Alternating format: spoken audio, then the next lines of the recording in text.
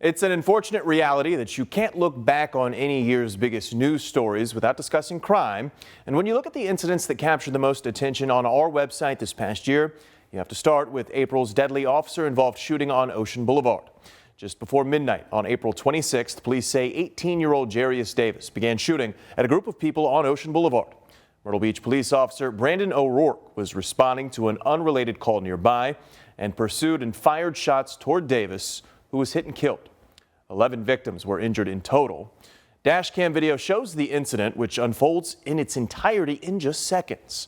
15th Circuit Solicitor Jimmy Richardson deemed Officer O'Rourke was justified in using his weapon, and he was not charged. 11 people were also injured in a shooting on a party boat in Little River Memorial Day weekend.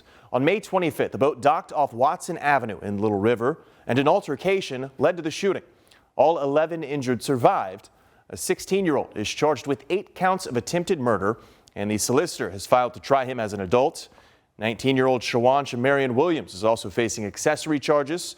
4 victims have filed a lawsuit against the boat company, Hurricane Fleet.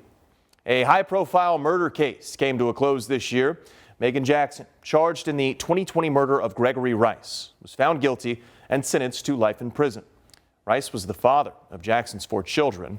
Her co-defendant, Chris Dontel, a former deputy Horry County coroner, pleaded guilty in 2024 to criminal conspiracy to commit murder and accessory after the fact, and testified against Jackson in court. Jackson's teen daughter testified against her too. A child death and human trafficking investigation led to 6 people being charged. In June, 11-year-old Akiri Bell was found with blunt force injuries at a home on Sago Palm Drive in the Carolina Forest area and was later pronounced dead at a hospital. Kamisha McGaskey is charged with murder. McGaskey, Margaret Roberson, Lakeisha Burnett, Alantis Thomas, Alexandra Thomas, and Darnell DeArmas all face various counts of unlawful conduct toward a child. And McGaskey and Robertson also face 5 counts of trafficking in persons after SLED said they enticed, solicited, and/or transported 5 minor victims for the purpose of forced labor. A multi-home seizure was tied to a Chinese money laundering scheme and the Mexican cartel. In November, the Horry County Sheriff's Office announced they assisted in the multi-million-dollar seizure of 5 properties in Carolina Forest. According to a lawsuit filed by the United States, the properties were bought with proceeds derived from an international money laundering and chemical trafficking operation connected to the Sinaloa Cartel of Mexico.